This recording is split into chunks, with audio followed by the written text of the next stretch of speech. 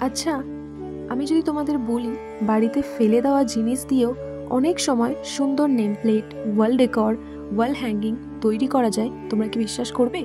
চলো তাহলে আজকে আমি তোমাদের দেখিয়েই দিই আমি কিভাবে আমার ফেলে দেওয়া জিনিস দিয়েই সুন্দর একটা ওয়াল হ্যাঙ্গিং তৈরি করে ফেলেছি।